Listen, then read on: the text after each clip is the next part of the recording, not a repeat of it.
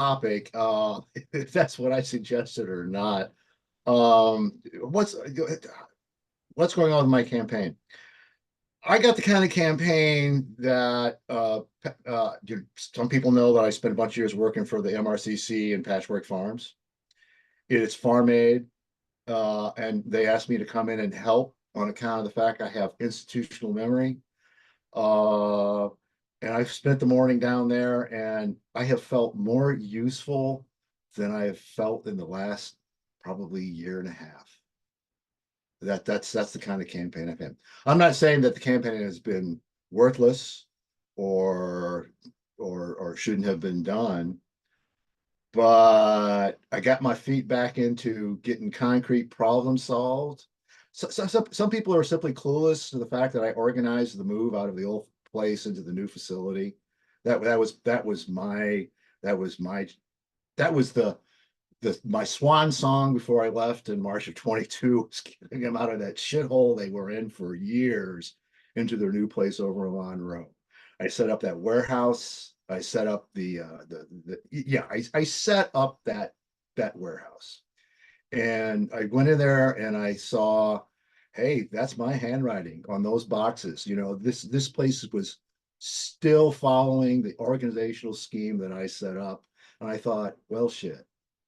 Some people know I did some things here in Columbia, Missouri, and Boone County, Missouri. It's been that kind of campaign.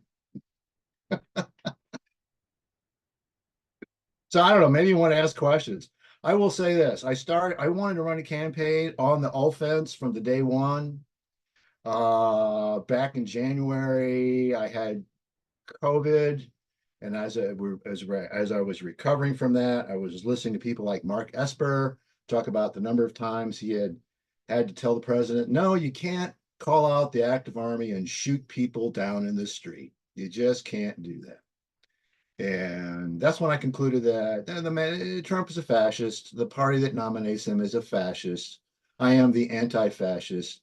I want to force my opponent to declare that he is also anti-fascist or be a coward about it. That was a very unpopular strategy for me to take.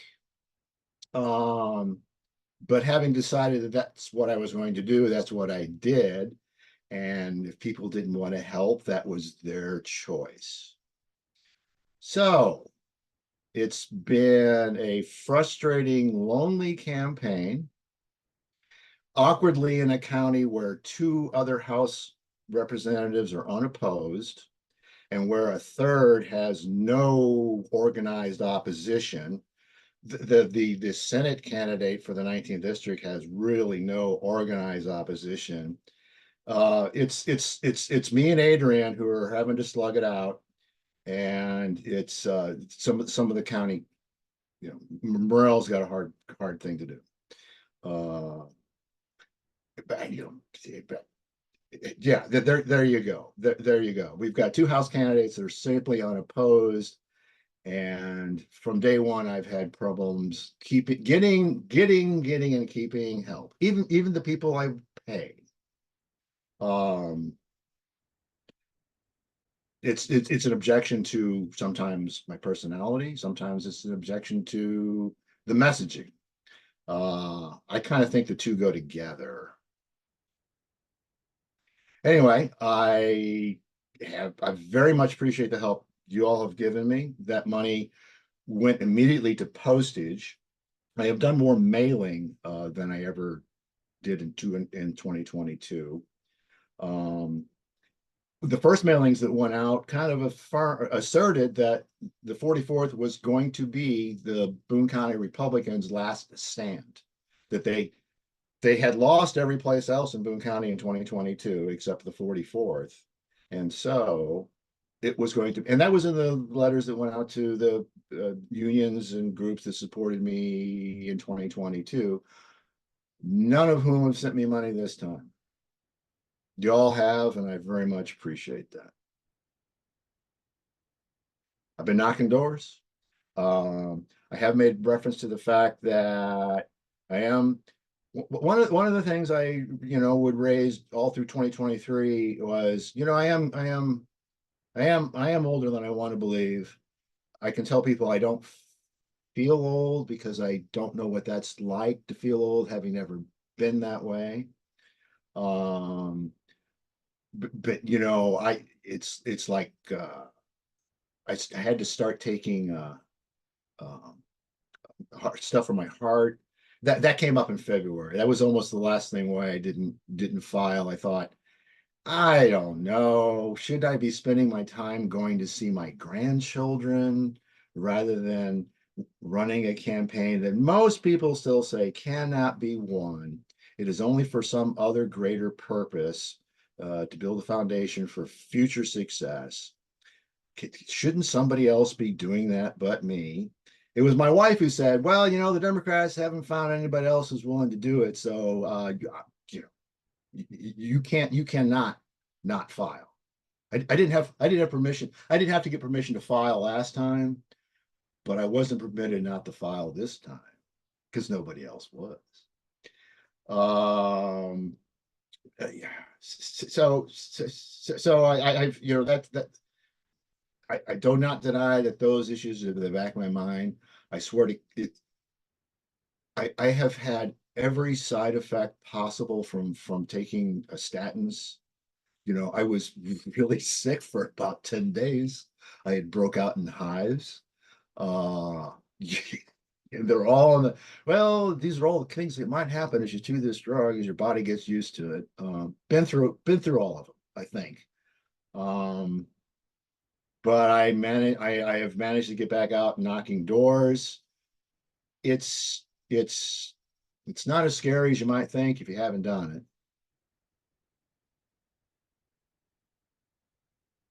it. That's really all I got to say. You know, I just Dave, keep I want to know what people say when you go door to door. okay. So first, let me background. When I did it in 2022, I was convinced that I had to find those Republicans who were fed up with Trump, and so I did not use Van. I had my own methods for identifying neighborhoods, and I would knock every door on the street. I Let's just say I ran into a few more unfriendly people doing it that way than I have this time, where I do have a guy I'm paying to do Van, and he's done good stuff for me.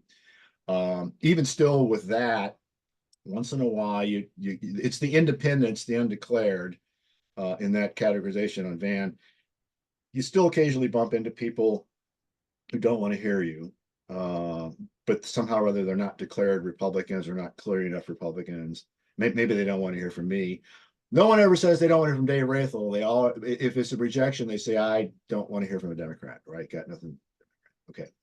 Um, Interestingly enough, the people who don't support me but who do know me, I would classify as the evangelicals. They're often very polite.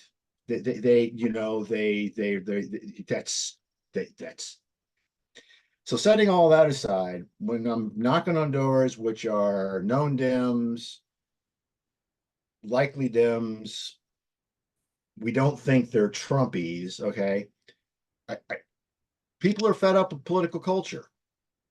Yeah. They are fed up with, as one guy, a veteran, in fact, said, I'm fed up with the manufactured outrage on all sides. I got his vote. He's one of those veterans who does not understand why a veteran would vote for Donald Trump. Um, but it's the objection to the whole culture of politics. More than one person has said, I so wish we had more choices than just voting Republican or voting Democrat. And that lets me do my spiel about I believe in ranked choice voting or instant runoff or approval voting or anything else that. And I give it like a 1 minute little lesson, you know, about how the people who really don't want that are at the top echelons of the established parties, because those schemes challenge their control over the people most loyal to them. And I've gotten positive response on that from people who are there. Again, the most common theme is people are, and maybe this is Harris's point, they're not angry anymore, they are exhausted. And so maybe I'm, and I always think they don't ever say for sure. The people who are definitely voting for me always say thank you. Okay. Uh, the other people who kind of express they're fed up with the culture are always very respectful and say thank you. I never really hear I've got their vote, but I don't hear them say, well, I just can't vote for you either. It's the evangelicals who are always very polite and say thank you, but you're on the wrong side. And I've even had one guy go into a little sermon about he has no, as much as he may like me as a person, because I strike him as a genuine and honest guy. I just have some wrong beliefs. He can't vote for me because he has no will about it. He has to do it as he's directed. I hear things like that.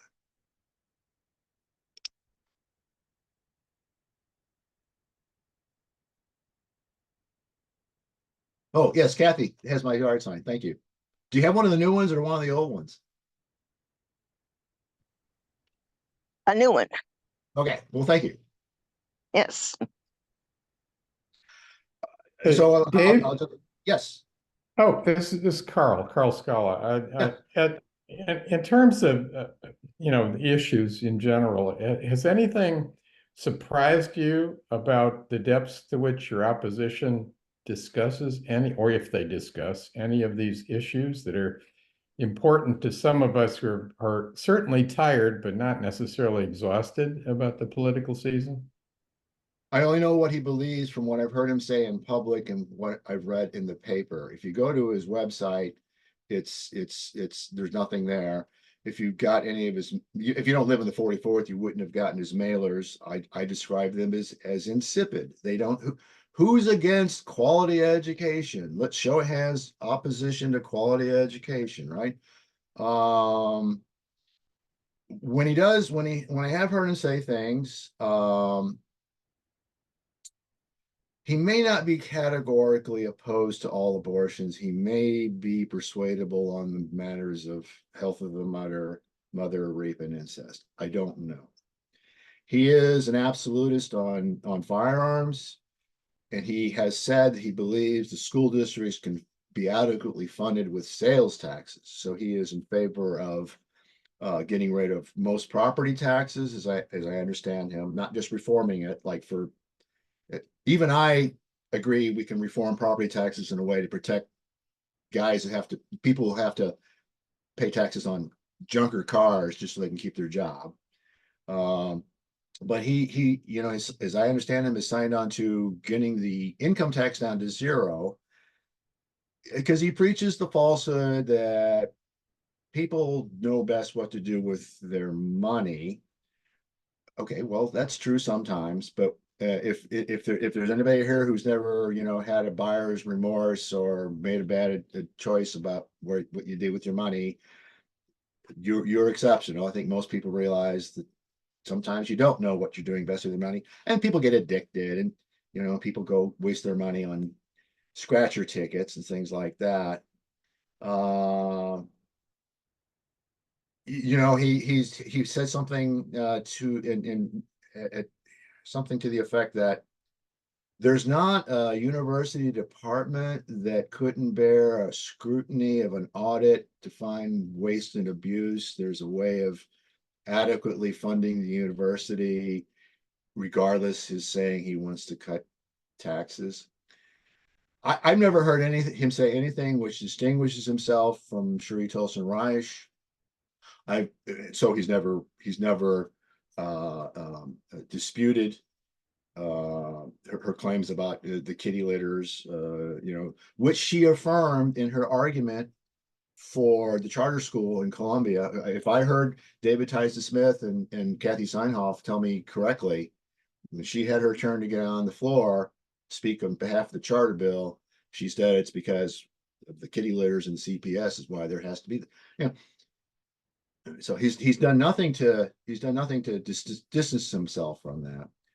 When I did force the issue of declaring myself the anti-fascist candidate back in January at a Ready meeting, and I challenged him to prove me wrong by affirming that he is also an anti-fascist, he didn't take the opportunity. And he has not. I guess if I had help, I'd have someone issuing press releases every 3 or 4 days, reminding the media of all the issues and the things he says and my responses to them. I never had that. And one thing I did kind of make clear as things proceeded was I'm going to do everything that only the candidate can do. I'll do other things that I can do by myself, even if it's not a candidate thing. But otherwise, if 2024 winds up being a reprise of 2022, I guess that's just what people want.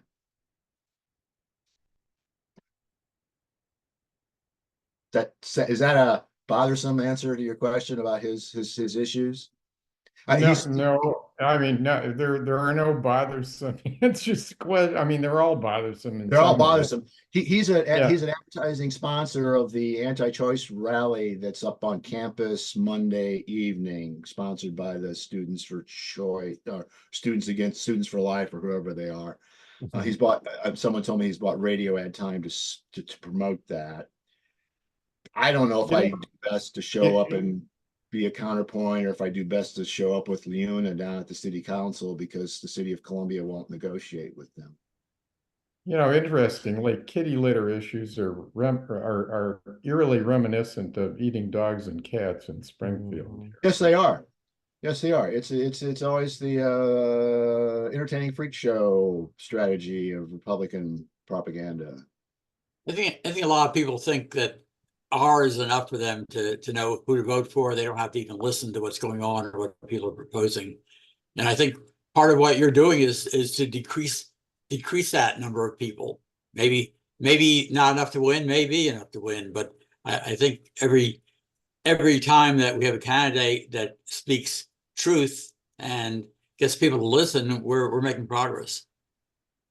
So I want really appreciate your campaign. Well, thank you. And I'm not here to discourage. I'm here to, inform about the practical realities of being an outsider candidate. I had one of the Missouri reporters look at me and say, are you kind of an outsider? I mean, this was like a new discovery to them. And I said, are you kind of an outsider?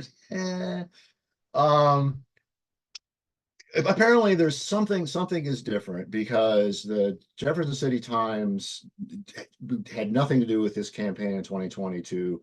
I've been interviewed by their reporter twice and been sending them materials. They are going to do, he says they're going to do at least 2 stories about the race.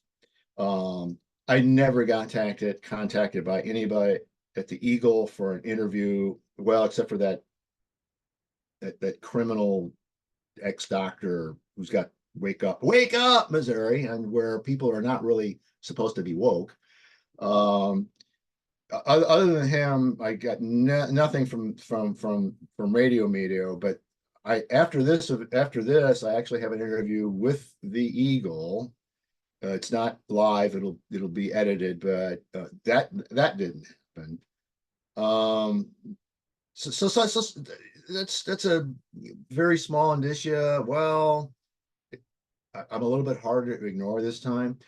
You wouldn't know unless you subscribe to the Centralia Fireside Guard or the Boone County Journal. I have spent a lot of money in those newspapers. I have. I make an event if I know about it and I can get there. But one of the things I lost, David Mallory was trying to keep a calendar for me as best he could, given that he was already overworked. And it just reached the point where he couldn't do much because he was helping keep the central committee together and deal with other obligations for the party.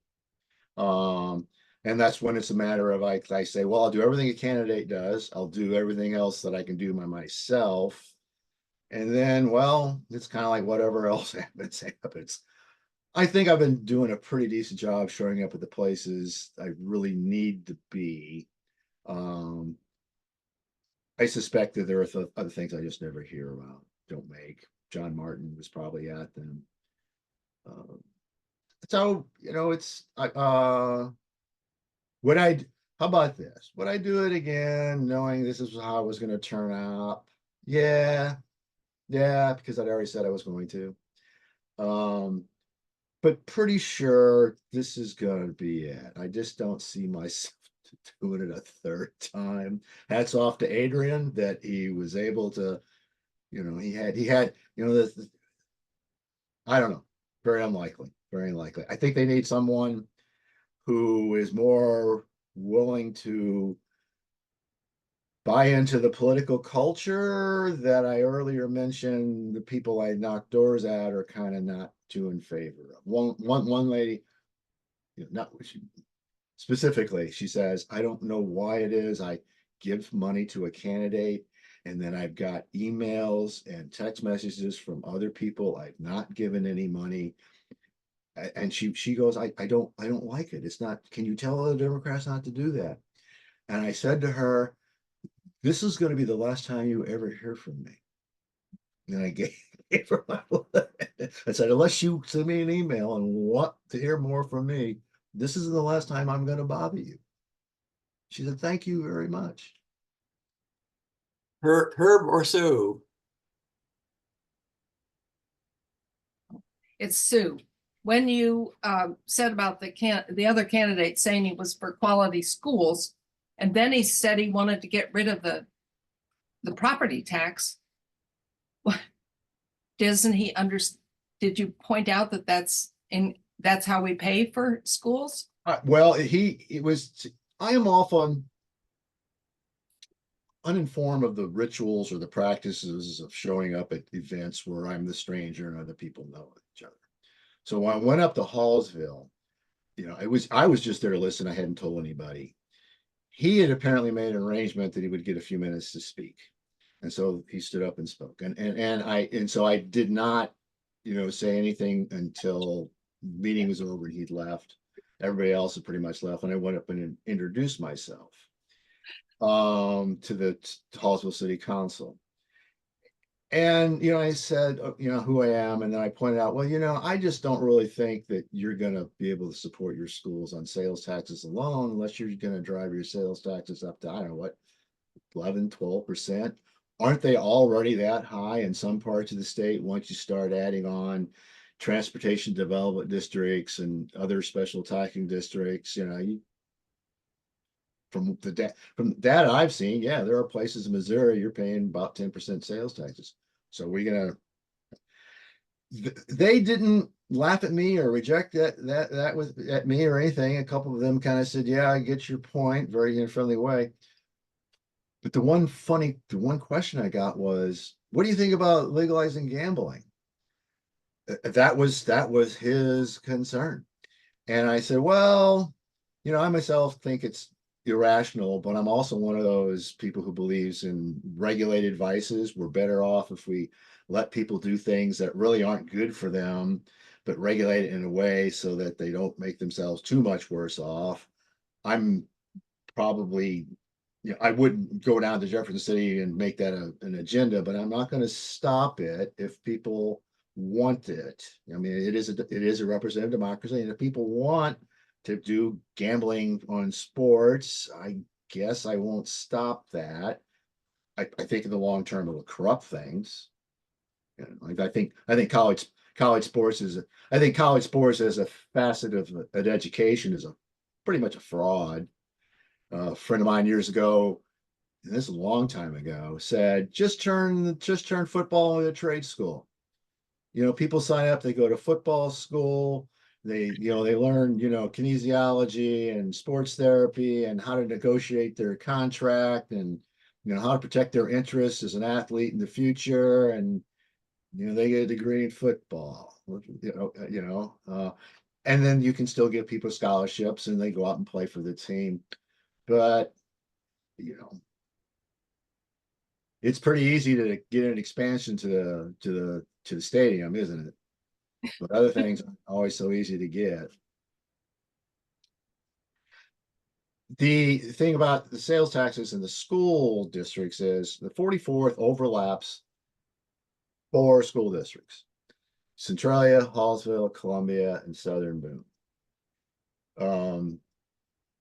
As I understand it, 2 of the 3 largest employers in the 44th are actually the school districts. And someone up Centralia way has pointed out it really doesn't make a lot of sense to walk around telling people you want to cut the source of the school districts where you're in a district and the two largest employers are school districts. What sense does that make? You know, I mean, I guess if you really believe it's the best good policy, you shouldn't, put that candle under a bushel, right? So to speak. You should go out and tell people. But most people are of the opinion it's irresponsible to think we're going to fund education on sales taxes. Dave Taylor has pointed out that your opponent does not even live in the district. Have you got any traction out of that? Okay, so I found it very interesting that four people I've never met, never heard of, wrote an editorial that was printed in all the papers that I saw, affirming that no one should vote for John Martin in the Republican primary on account of the fact, as I say, he does not hang his hat or lay his head at night. What he has done is he bought property in the district up on Buffalo, which is up around north of Oakland Gravel, out Alfalfa Way, not quite Hallsville. He bought property. He's made that his legal residence for purposes of the election. Technically, I could sue him. It's been explained to me. No one could sue him in the primary except a Republican opponent. Now that it's in the general, technically I could declare them that he's not really living there, but no one thinks it would be successful on account. The Missouri, the legislature has the final decision as to who they will seat. And they already have already established a practice of seating people who engage in the same kind of ruse that Mr. Martin is. And Nick Shore is one of them. Nick Shore for a while was renting a room in the house of some relative and had made that his legal residence for purpose of an election, even though he was across the line. And there are other examples. Now, to be fair to Mr. Martin, he's not a stranger up there. His family's from up there. They've been a Boone. The Martins have been a Boone County Farm Bureau constancy for decades. So, it's difficult to call him a. Well, the word carpetbagger has its wrong connotation sometimes, but it's not like he's a complete stranger who shows up, pretends I'm one of y'all, and that's why you can trust me. But again, this is a true story. I sold it once. I have not pushed it because it's like my Andy Griffith moral story. Liz and I went to an event out in Hallsville. Martin was there, Liz and I looking for a place to sit down, and I see some kid sitting over there by himself. Oh, let's go sit over with the kid. See what he says. As we're sitting down, I suddenly realize it's John Martin's kid. Well, I look at him and say, well, are you going to be uncomfortable if we sit here? And he goes, no, it's okay. Sit down. My wife doesn't know who it is. She starts being a mom. Where do you go to school? He says, something or other, I don't know. And then she goes, oh, where do you live? Where do you live? He goes, in Rocheport. I just kind of glanced at her and glanced at him, and I didn't say anything. And the rest, and this was like, I don't know, May of this year. Okay. I told the story once. It's like, just so everybody knows. That I wanted to have a record somewhere that the man's own child told me he was living in Rocheport, and that I didn't really want to use his kid as a propaganda tool to come after him, right? But on the other hand, that's Mayberry RFD, man. That's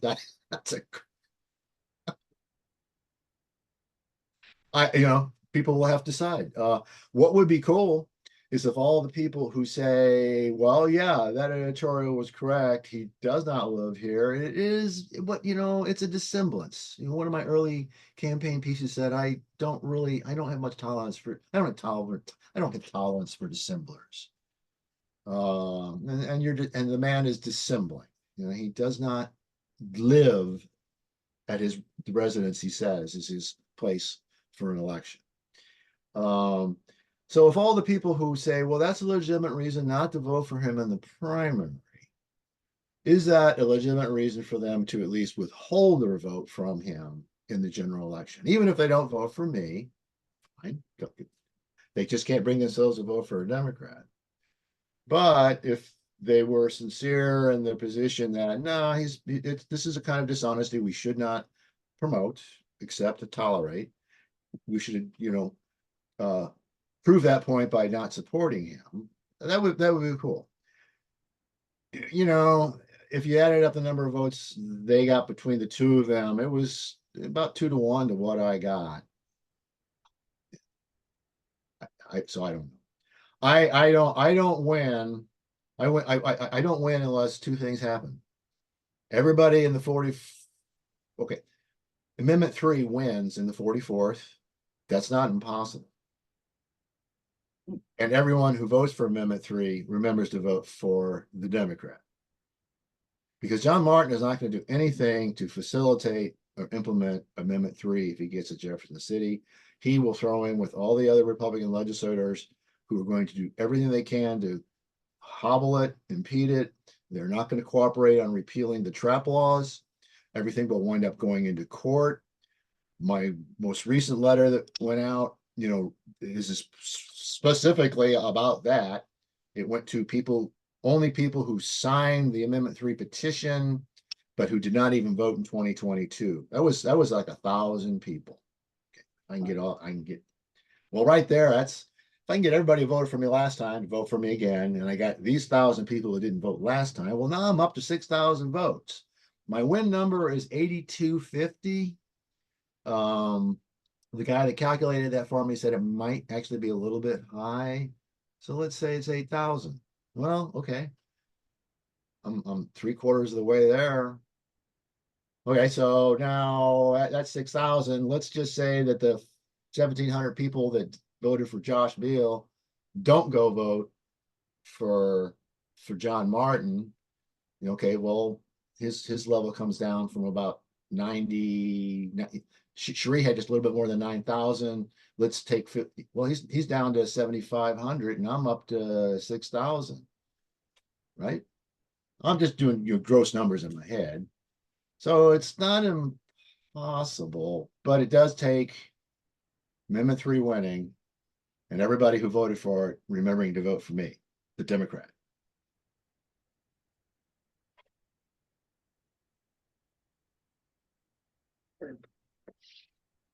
Herb, did you have another question? Yes, indeed. I deeply appreciate, Dave, your running. Thank you for doing so. Thank you, Professor It is Telema. really important that we speak to every district and, if possible, to every voter.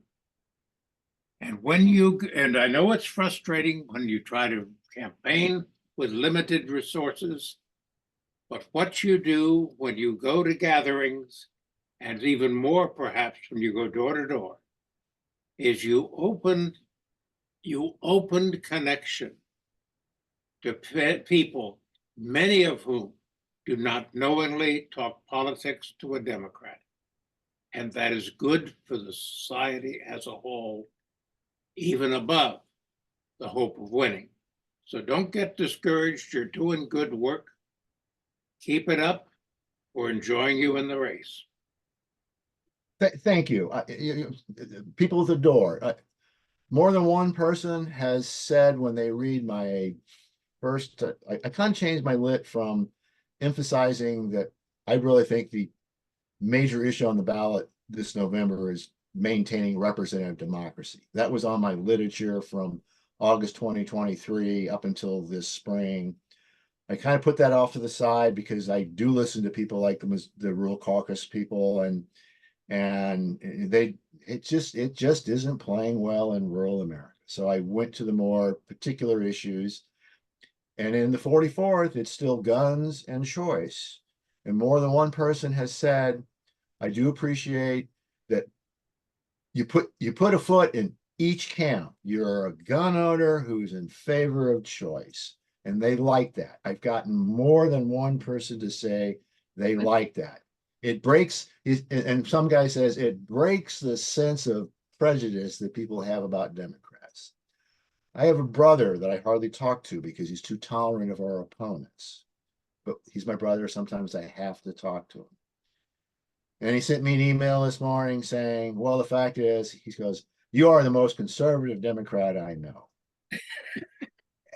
Okay. You know, I don't know that. I think I'm still kind of a, very little Democrat, but maybe that's by comparison to what other people's conceptions of being a Democrat is. So I sometimes wonder, and Professor Tillman might be pleased that I can make this reference. A true successful politician candidate follows the teachings of Riker and Ordershuk. Okay.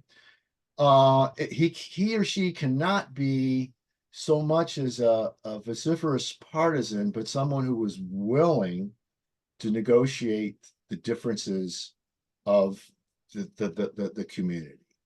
That people are looking for a broker, not a proponent.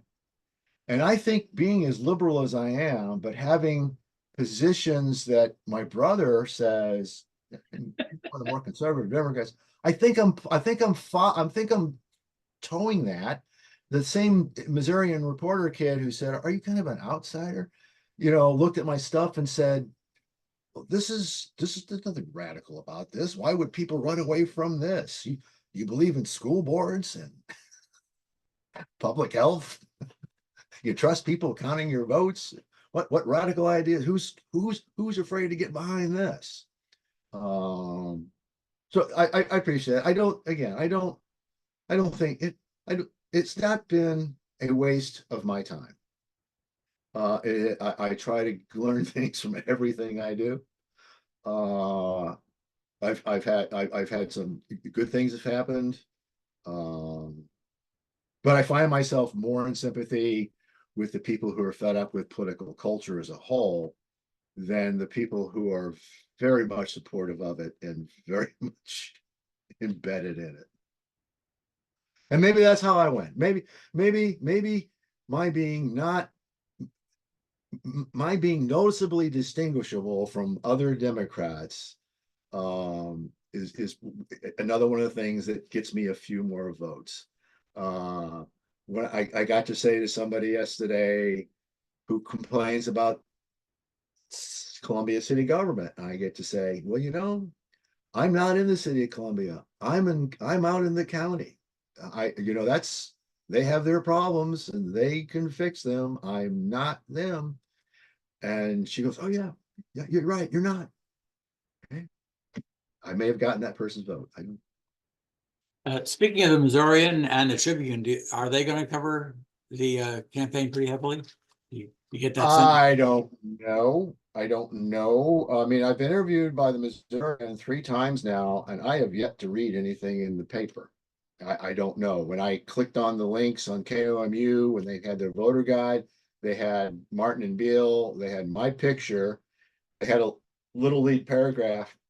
When I clicked on that link, it went nowhere. So I don't know. I don't know what they're doing.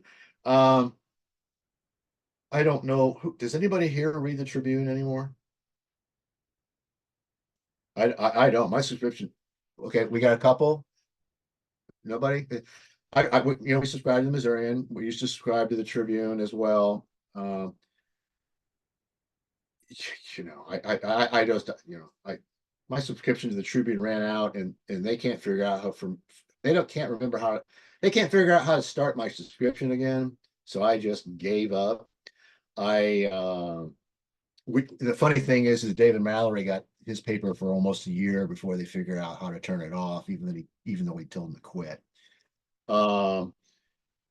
but I subscribe to the Boone County Journal and the Centralia Fireside Guard and the Missourian, and those are the places that I've been advertising.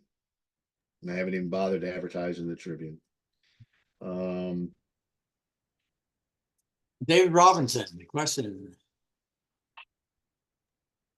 Yes, I want to confirm my opinion that other people said that you are a good candidate for this district.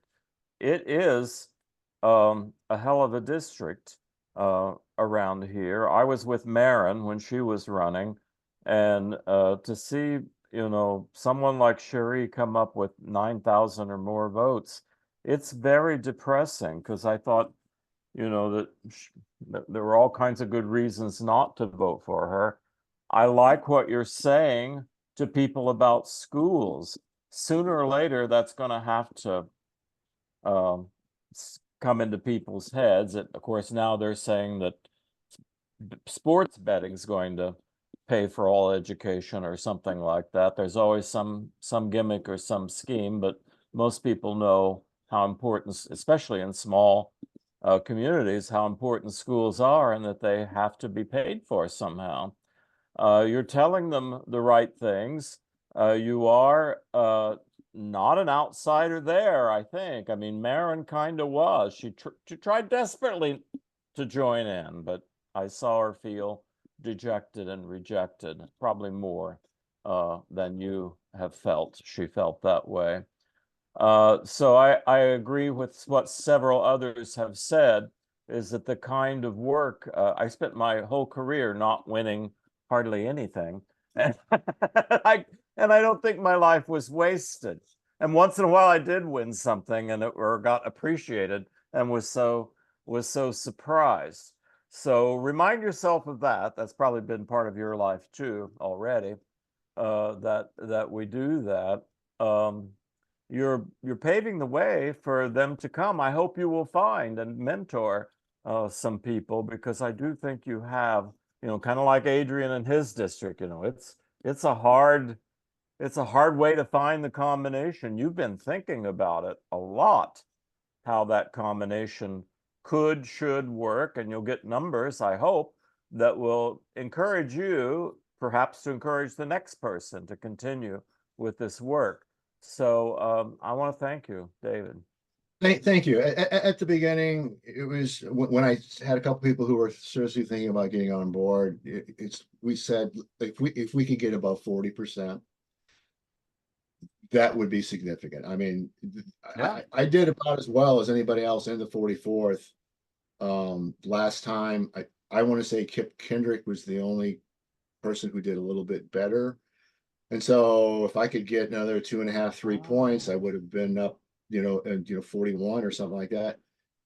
That might actually get the HDCC in Jefferson City to say, okay, maybe we need to, as a state party, start throwing this district the kind of help that they've thrown to a half dozen other districts around the state, which are closer. I mean, some of those were lost by, you know, 100 votes, 200 votes. And I can understand priorities. What I don't understand is, again, it's in some ways, because I'm running a campaign on a statewide theory, right? You know, I mean, the idea is we run Democrats everywhere so we can build up the base, so we can break the super majority. I might have expected a little bit more official assistance from people who are not right here in Boone County. And those would have been the unions that helped me last time, but from whom I've heard nothing despite my outreach to them. I did get endorsed by the statewide AFL-CIO. But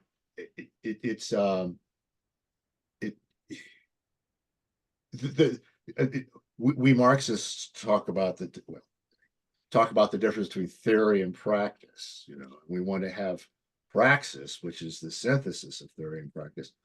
If the function of my race is not so much to get elected, to office because there's no expectation that I will, but to be building a system, then people might have wanted to come along and help me do that, and they did Yeah, not. I And agree. this is just a fact. I went to LeadMo events. I talked to LeadMo people.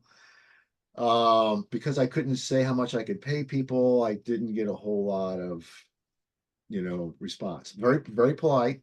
Everyone's always very nice, but and I can understand that. People who want to make a career in political activism, you aren't going to throw in with a losing race very willingly. They're just not. Dave Taylor comments, gun owners for choice sounds like a nice headline, but also Gun owners for choice. Yeah, there you go. he also asked if you received any support from Missouri Democrats outside of Boone County and Muleskinners, and also how much did the half-page ad in the Missourian cost? Half page ad in Missouri last time ran $600. The Centralia Fireside Guard is $540. The Boone County Journal is only, I think it's only $300 for the half page in the Boone County Journal. I have, it's probably true that half the funding I've got. Okay, so I loaned my campaign $10,000. It did not come out of my household. I always want to clarify this because I don't want people thinking I'm absolutely insane. But as I explained, I'm at the point in my life where other people die and leave me things. And so I inherited a little money. I gave a bunch of it to charity. And then I loaned the campaign $10,000. And if I pay myself back, fine. If I don't, I don't. And then I've raised about another a little bit more than 10,000. Okay, so I've hard to believe I've spent almost $20,000. I still feel almost invisible. Uh, uh, so I want to say about half that money comes from the people you're supposed to go bother first, and those are the people who are your best friends since however long you've been friends, and they have helped out. So I've got I have a friend who's a provost at the University of South Carolina at Columbia. I mean, he's one of my donors. On the other hand, I went to college with the Lipitor heiress, and she wouldn't give me a thing, and I couldn't figure it out. It's like, wait a minute, you know what side of the issues I'm on? Yeah, yeah. She gave all her what she did was she turned around and gave a bunch of money to Amplify, and Amplify turned around and gave it to the Boone County Democrats. Okay, if that's how that was her response to my request for that. So things like that have happened. There's a retired university professor from the College of Agriculture and Natural Resources of Canfor people. That guy has given me $100 a month for the last year. I have written him and emailed him to say, are you sure you know what you're doing? And the money keeps showing up. Okay, that's one guy. I have a retired fellow who sends me about every other month a money order for $35. And I've met him. He came to one of the events. He's got to be 15 years older than me. He came to one of my events, and I said, "What is it? What is it you want to support about me?" And he goes, "Oh, it's so obvious you're a Democrat." I mean, this is a guy who goes and gets a money order and mails it to me. I don't. Maybe he doesn't have a checking account. So it's that's very humbling. That's very humbling that he does that. And there are others, little checks. So that's why I can't quit. That's why I have to keep doing it. Any last comments or questions or final words, Dave? No, I thank you all again. I'm a man of paradox, and so I can say both that I don't feel good at all about what happened in Centralia. I just don't think I did anything wrong.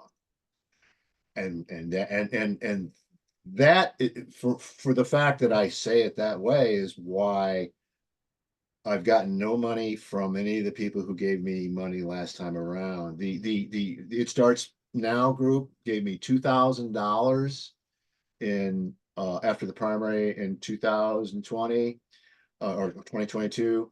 I have not received a nickel from them. That's Jess Piper's group now. Um, uh, she's in charge of that now.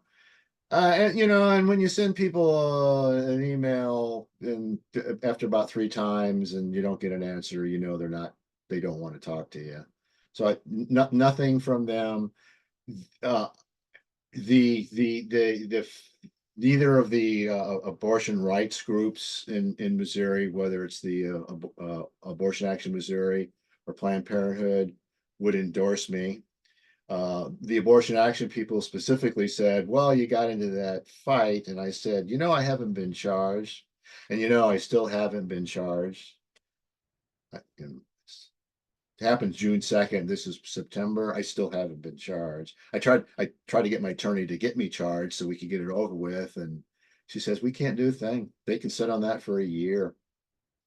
So the abortion action people said, well, that's not where we're going to endorse you. Okay, fine. And Planned Parenthood, they've done everything they can to avoid me for 2 years. That's just history. I could talk to anybody about that in detail if you ever wanted to hear that. I suspect there's someone from years ago who's got a particular problem with me and they can't get past that for the better cause. I don't know what else would be the explanation.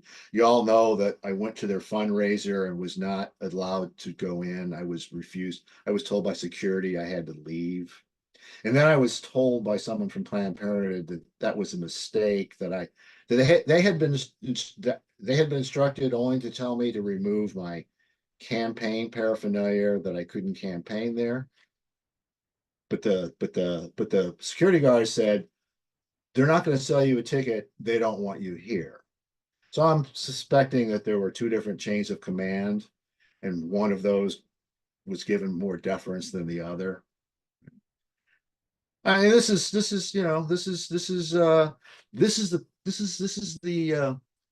character of the political culture, that people who vote Democrat but don't think of themselves as Democrats because they don't sign up or join up, right? Yeah. Vote Yeah, Democrat. that's what I That's what they don't like. They see that. I promise you, I've had more than one guy walk up to me and do a fist bump and say, hey man, I get it. I know exactly where that is. Being in a place and some jackass wants to be a tough guy.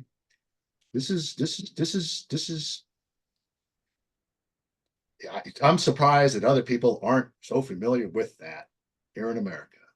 There you go. If you were running as a Republican, the party would make you use a fighter for the 44th as your slogan. I don't know if you're seeing the chat, but high compliments from David Robinson and Scott Crystal. And Dave Taylor says if you could send him a mock-up of a half-page ad for the Boone County Journal, he could raise the funding to pay for that. Well, bless his heart. Yes, I can do that. Yes.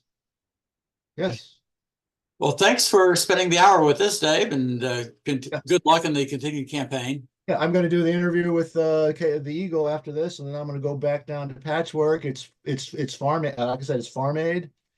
I am so happy to be of use, to people. Thank you. Thank you.